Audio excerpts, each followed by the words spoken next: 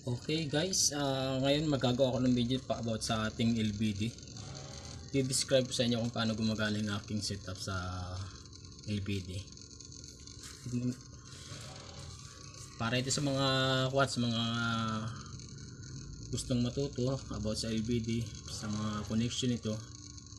May mga LBD naman na nakalagay sa sa input ng inverter na may combine ng mga high power na relay tulad ng SSR na high amps o di kayo mga relay na contactor, ganun. Yung sa akin naman ay ganito. Ayan. May combination siya ng timer at saka LBD. Pag namatay ang LBD, ayan, buhay ang aking inverter ha. Buhay. Ayan ang switch. Ito ang aking inverter. Ang aking timer switch sa LBD. Pag patay ang timer switch, patay ang LBD, patay ang aking inverter. Pag buhay ang aking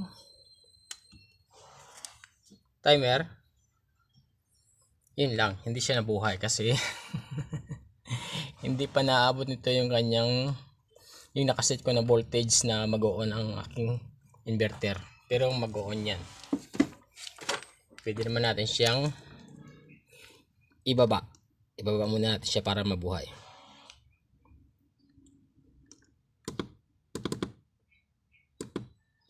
Yan, nabuhay na. Ayan. Okay. Ayan, nabuhay na ang ating inverter kasi na-reach ko sa kanya. Binaba ko lang yung charge voltage niya para mabuhay ang ating inverter. Ayan. Pag na-reach ng aking timer switch ang naka-time dito na off, halimbawa nakaset ako ng 2 PM, mamamatay siya. Mamatay ang ating inverter, mamatay ang LBD.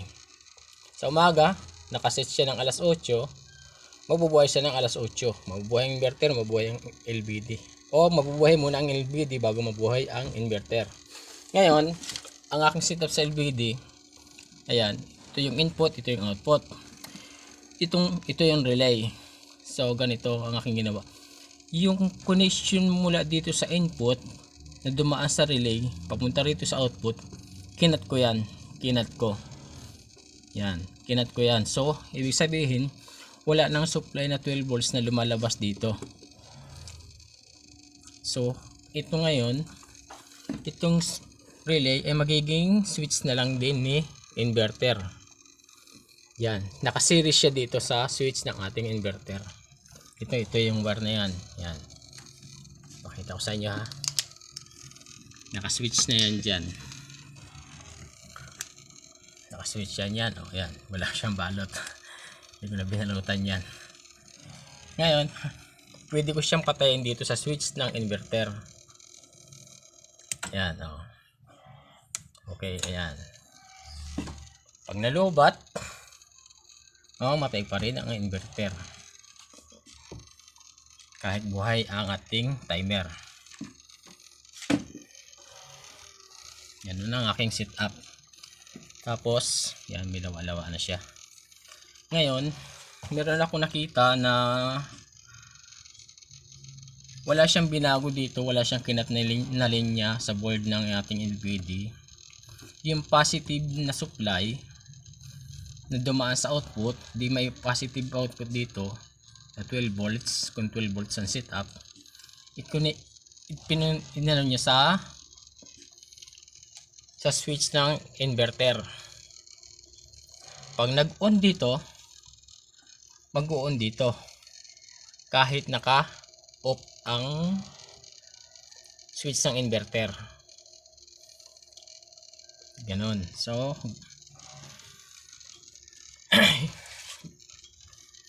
ngayon, pagka ganun setup naman,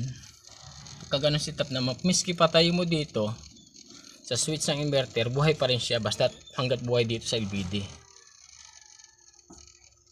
Yun ang kanyang pagkakaiba dito sa aking setup. At saka yung positive nito na is dito. Okay, ganun ang kanyang ginawa. So dito, ayan, may balot na yata, papakita ko sa inyo. Yan yung ating switch. Teka ha. Baba ko muna yung aking cellphone.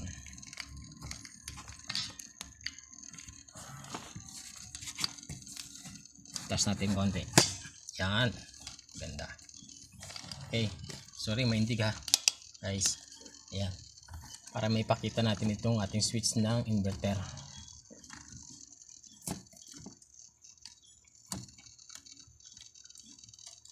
Pero kasi ako nakita sa Facebook na gano'n ang ginawa niya setup. Wala na siyang binago sa kanyang LVD. So ganito. Nagamit tayo ng tester. Set natin sa 12 volts, sa 20 volts DC. Tapos hahanapin natin yung kanyang positive. Kung alin ba dito ang positive sa kanyang, paano ba ito gawin. Yan, para umabot. Yan. Unahin natin itong kabila. So, gawin natin, patayin ko muna ang ating inverter. Yan, patay siya. Pero nakabuhay pa rin ang ating timer at ang ating LVD. So ngayon, gagawin natin, titest natin dito kung alin yung positive. Baka itong isang ito. Hanapin natin. Yeah. Kung saan mag-shorted. Ingatan lang natin mag-shorted pagka magte-test tayo ng voltage. Ayun. Negative 0.04 ang reading. Hindi ko may pakita sa inyo yung tester.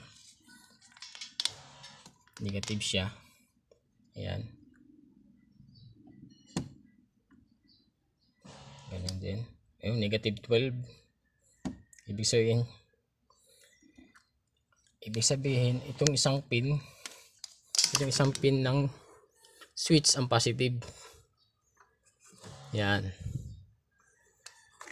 Test natin ulit. 0.18. Dito natin sa negative side ilagay. Yun. Positive 12 volts. 12.5. So, ganito. Ngayon, gagawin natin, papakita ko sa inyo na magsiswitch siya sa pamamagitan ng, so itong supply ng positive ng LVD, kukonek natin dito sa switch ng inverter dito sa pangalawang pin.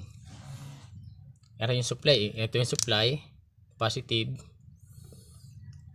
Dito natin i-connect yung positive ng galing sa LVD dito sa isang pin. Yan. Ngayon ipapakita ko sa inyo. Itong gagawin ko. Yan. So hindi ako dito magko-connect ha, kasi wala na itong supply eh. Switching na lang talaga siya nito eh. Itong aking relay. So wala na itong output supply. Wala na itong output na galing dito. So para mayroon lang tayo may supply dito sa ating relay, sa ating switch. Ayan, sorry. Kakamali tayo. Ayan. Yung ating test rod ilalagay natin doon sa pangalawang pin. Yan. Yung pangalawang pin. Ayan. Una, pangalawa. Doon sa pangalawa natin lalagay. Ayan. So, ganyan. Tapos, itong kabila lalagay natin dito sa positive. Dito sa input. Dito ko siya ilalagay kasi wala akong output dito. So, dito ko ilalagay. Pag nilagay ko ito dito, mabubuhay ng ating inverter. Yun. Siguro narinig yun man guys na umanda rin yung aking inverter. Hindi ko lang kasi may pakita sa taas na nakailaw, nakawa ng pag iniangat ko ito, mamamatay. So, ayan. Wala kasi akong tagahawak ng aking cellphone. So, ganito. Subukan ko ulit. Tataas ko itong aking cellphone para sana maabot. Yan guys, yan.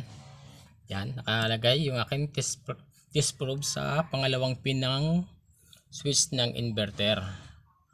Ngayon ito, kukunin ko ito ulit dito. Okay, itataas ko yung aking video. Yan.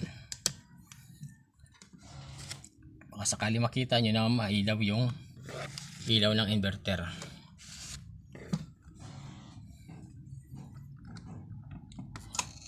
Hindi pa rin makita, so kailangan natin itaas ang ating cellphone. Yan. Tapos tandaan ko ilalapit itong aking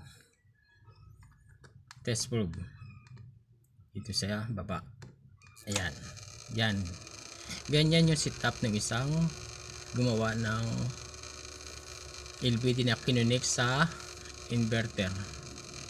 Yun nga lang, kahit naka-off yung switch, mabubuhay pa rin siya hanggang di namamatay sa LVD.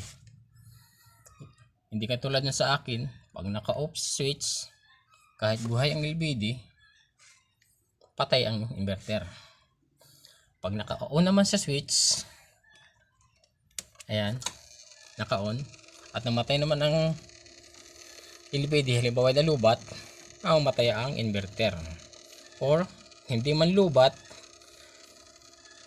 na-reach naman ng ating timer yung oras na halimbawa nakasi tayo ng 2 PM, mamamatay siya. So mamamatay ang ating inverter. Ganun. Ganun lang guys, sana yung mga nagtatanong dyan kung paano ginawa, ganun yung kanyang ginawa. Sa mga gusto matuto, pwede naman akong gumawa ng diagram at ipapakopy ako sa inyo paano gumawa. Ayan. Ayan. Unang pin, ito yung positive supply. Pag naka-switch, papasok ang kuryente papunta dyan. Mag-on na ang ating inverter.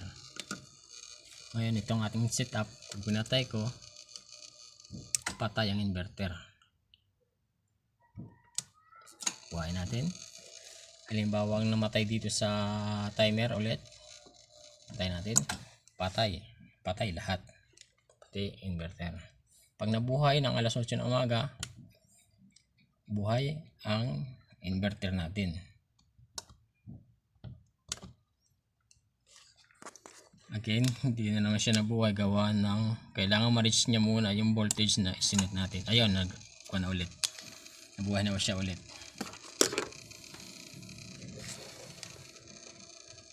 Ayan. Yan guys, yung ating setup. Sana may natutunan kayo sa ginawa kong video na ito para sa mga nagtatanong kung paano ginagawa yung ganong setup. Again, yung aking LVD, ito ay putol ang mga linya dito sa board. So wala na siyang lalabas dito na 12 volts. Kaya dito ako nagkuha ng supply kanina para ilagay dito sa switch ng inverter. For testing only, para pero kasi ako nakita ng ganung video yung output ng LVD na positive ang ikoninig dito. Yun, hindi ko na lang matandaan kung sino siya, pero sa Facebook ko rin siya nakita, sa ating group, sa mga group natin sa mga solarista, DIYers. Ayan guys, at sa mga may mga tanong dyan, pwede naman akong tanongin, basta masasagot ko, basta alam ko masasagot ko yan, hindi ko kayo pababayaan. Again, maraming salamat guys sa inyong pagsuporta.